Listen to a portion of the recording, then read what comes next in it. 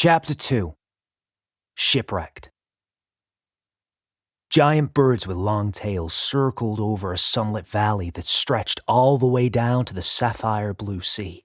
A beautiful city in the distance rose out of the morning haze, its domed roofs and ornate towers reaching up to the sky. A young girl stood on the cliff looking at the view, her long, dark hair streaming in the wind. A girl? Adol's eyes snapped open, the view dissolving into a blaze of sunlight beating down from the clear sky.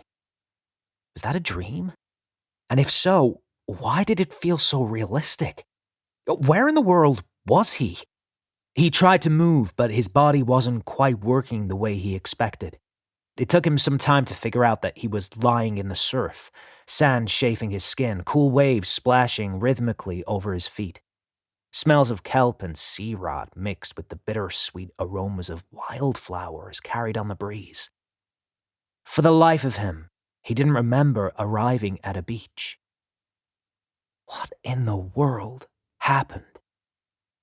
The dull pain at the base of his skull messed with his sense of orientation, sending the world spinning every time he tried to get upright.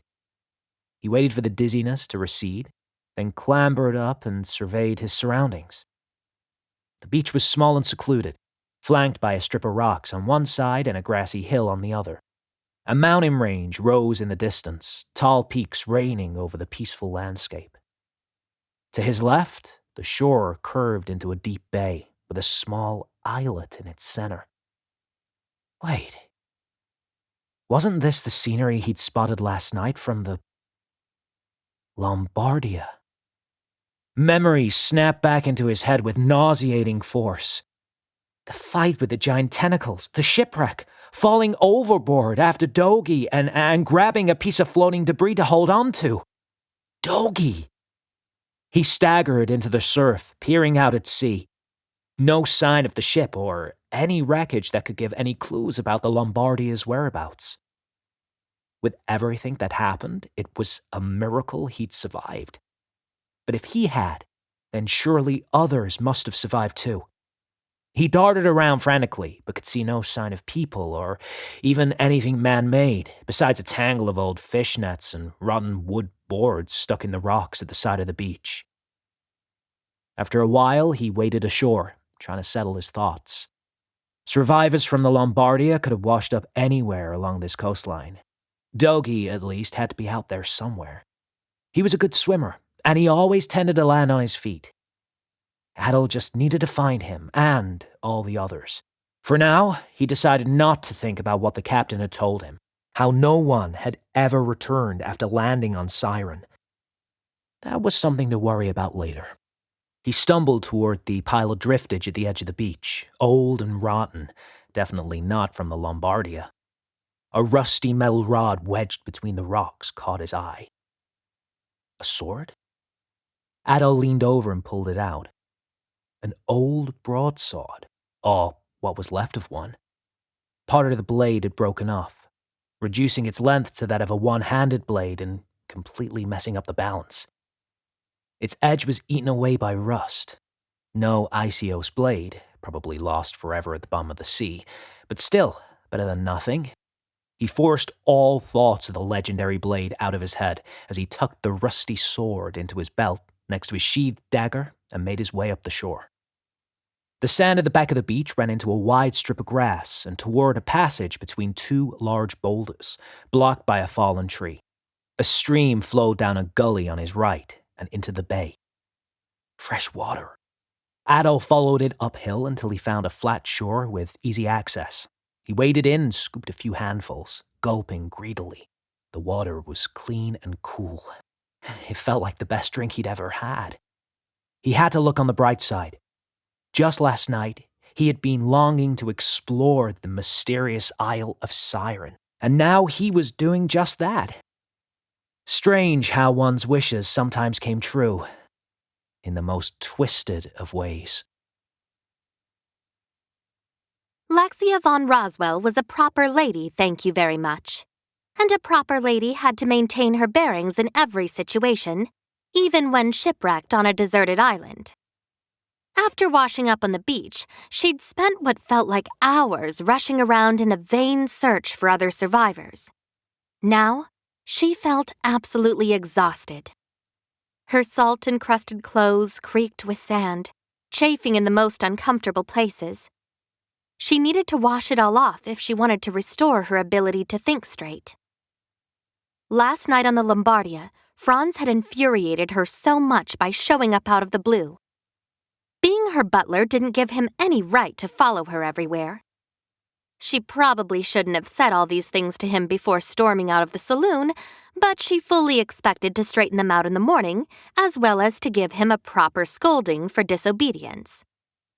And now she didn't even know what had happened to him. She refused to entertain the idea that he hadn't made it ashore. But given that, so far, she hadn't found any trace of survivors, she had to at least acknowledge the possibility. The thought brought tears to her eyes, even though crying was absolutely unseemly for a proper lady. She supposed she should feel grateful that leaving the party early and being in her stateroom when the disaster struck had allowed her to change out of that ridiculous dress into a comfortable pair of breeches and shirt, strap on her rapier and belt pouch, and grab a few necessities, such as a scarf and a life vest. This had made her as prepared as possible when she rushed on deck and into all the chaos. She would never forget the screams, the breaking masts, people falling overboard. What a horror! And now she was alone, possibly the only survivor, with no idea what to do. Tears welled in her eyes again, and she vigorously wiped them away. First things first, a bath. She found a clean stream and followed it to a secluded glade, where a big boulder at its bend marked a wider pond she could use to wash properly. Glancing around to ensure that no predators would disturb her at a vulnerable moment, she unsheathed her rapier and set it within easy reach, then quickly took off her clothes, rinsed them, and spread them over the boulder to dry before stepping into the water. It felt so good to wash off the crust of sand and sea salt, the cool water soothing her parched skin. She always got sunburned easily, and of course she'd left her creams and ointments on the Lombardia, but that was something to worry about later. She knelt, plunging her whole head beneath the water. Then, standing knee-deep in the pool and lifting her face to the sun, she wrapped into her scarf to dry off. Rocks clattered behind her. A predator? A wild beast? She grabbed her rapier and spun around. A man emerged from behind the boulder. His eyes widened when he saw the rapier pointed at him. His arm blurred as he drew his sword and knocked it out of her hand in a fluid move too fast for her to follow. Shocked, she stumbled backward, releasing the scarf she was using for cover. It slid down into the water, leaving her stark naked. The stranger's eyes grew wider still. His cheeks flared scarlet, and the jagged tip of the rusty sword in his hand. How had he managed to draw it so quickly, dip to the ground? She screamed, then grabbed her clothes and sprinted for the nearby bushes. She recognized the man, that insolent crewman from last night, who had interrupted her so rudely on the way to her cabin. A swirl of emotion swept through her head. Relief at seeing another survivor of the shipwreck. Annoyance about their previous meeting, when he'd talked to her like an equal and showed much more perception and insight than a simple crewman like him had any right to do. Disappointment that this wasn't Franz.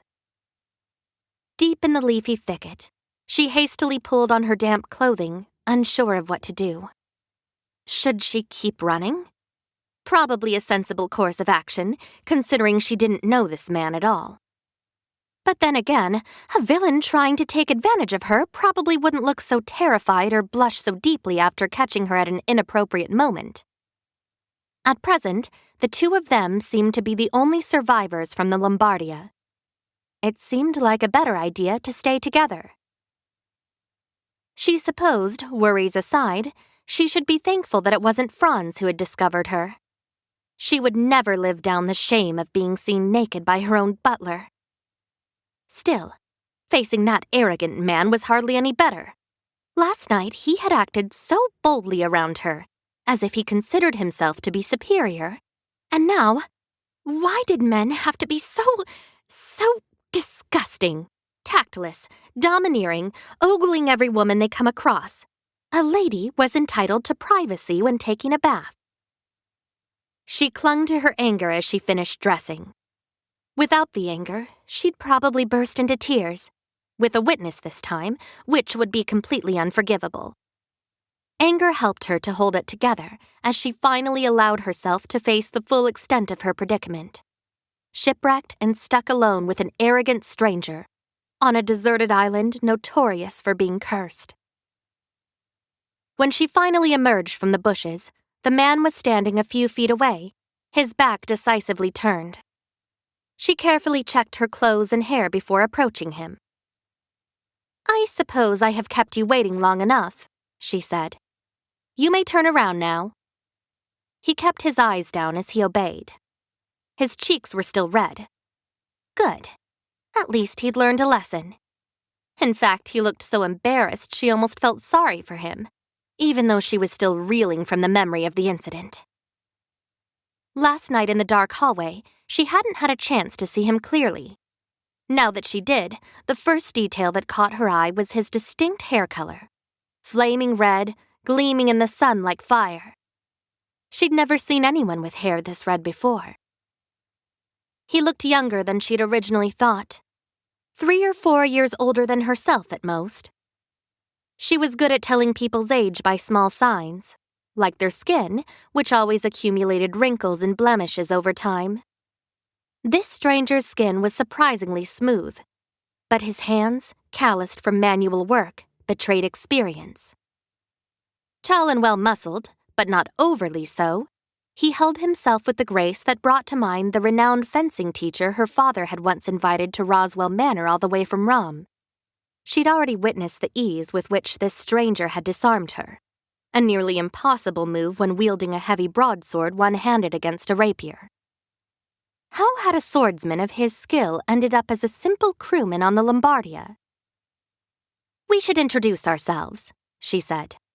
"I am Laxia von Roswell, a noble lady from Garmin. And you are a sailor, I presume?" She drew herself up, looking at him down her nose. Not an easy feat considering their height difference. He finally raised his eyes, their clear blue a vibrant contrast with the red of his hair. "I'm Adol Kristen, an adventurer, actually. I only enlisted as crewman for this one trip." "An adventurer?" Laxia scoffed. "What sort of an occupation is that?" "One that lands you in all kinds of unpredictable situations." Adol's eyes trailed to her belt. "Is that a book?" Laxia stepped back, placing a defensive hand over the tome and its waterproof covering sticking out of her belt pouch. "Yes. Why?" He frowned. "You fell overboard off a sinking ship carrying a book?" "And my rapier, yes. When I realized we were in trouble, I made sure I was prepared." His lips twitched in disbelief. "What does a book prepare you for on a deserted island?" Laxia drew herself up again. Was this commoner going to lecture her on priorities? "I'll have you know that this book is the foremost scientific reference on the wildlife of all Gaite Islands. Of course, on this particular island, a lot of the vegetation seems indigenous. But still, one could gather a lot of useful information about edible and medicinal plants, as well as dangerous predators and—" She paused as Adol's eyes widened, trailing past her to the bushes behind. A cloud of bats swarmed out, circling over their heads. Laxia scurried over to Adol's side. The bats looked as big as hawks, larger than any species she knew, armed with sharp teeth. "I think I can recognize dangerous predators without a book." Adol drew his sword in a deft, easy move. A rusty piece of garbage, even though the graceful way he wielded it made the weapon look better than it actually was. "Stay behind me," he said. Oh, the protective kind. Lexia rolled her eyes. She should have gathered that much from his remarks last night. Probably the type who thought all girls were fragile and vulnerable and needed a big, strong man to stand up for them, even if the rapier at her belt should have been a hint to the contrary. Well, she'd had enough of that attitude. From father, from Franz, from pretty much everyone around her up to now. And she was going to have none of that from this arrogant crewman who obviously thought very highly of his sword skill. "No thank you," she snapped. "I don't need to be protected by an adventurer." She drew her rapier just as the bat swooped down, cutting the nearest one in mid-flight. The rest of the creatures clearly thought better of it as they turned around and darted out of sight. Lexia sheathed her rapier and regarded the leathery shape on the ground. Nausea rose in her throat as she watched its blood ooze into the water of the stream. She crossed her arms over her stomach and looked away. Adol stepped forward and turned the creature over with his boot. "What does your book say about these? Are they edible?" "Edible?" He shrugged. "Since we're stranded on this island, we should be thinking of a reliable food source." "I'd rather starve than eat these, thank you very much." Now that she had a chance to calm down, she felt a bit embarrassed about the way she had behaved. This man, Adol, seemed all right. For an adventurer, that was. And yes, perhaps he was a tad too protective, and a better swordsman than her, but here in the wilderness, that wasn't a bad thing. All in all, if she had to be stranded on a desert island with someone, he seemed like better company than most. She should at least try to make amends. "Your swordsmanship is rather impressive," she said. "Clearly it was no accident that you managed to parry my attack." "Thank you." Had she seen him grin when he said it, or only imagined it? She hoped the latter, but she wasn't quite sure. I wasn't complimenting you," she added, just to make sure he didn't get any wrong ideas. "Incidentally, these bats, or a species very close to them that I'm more familiar with, are more intelligent and aggressive than people commonly realize. This area must be their territory. Let us relocate somewhere safer, Mr. Kristen." "Right." He put away his sword and leaped over the stream. Lexia followed. They crossed the glade toward an opening between the rocks on the other side. "You seem to know a lot about bats," Adol observed. "I'm simply speaking from common sense." Lexia lifted her chin. "Let's get one thing straight. Given the circumstances, a temporary alliance is our only rational course of action. But this doesn't mean we will be taking it all the way to easygoing camaraderie. Do we understand each other?" "Yes."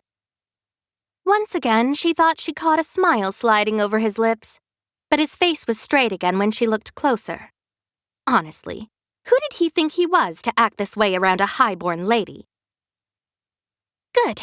Then I suggest we stop wasting time on small talk."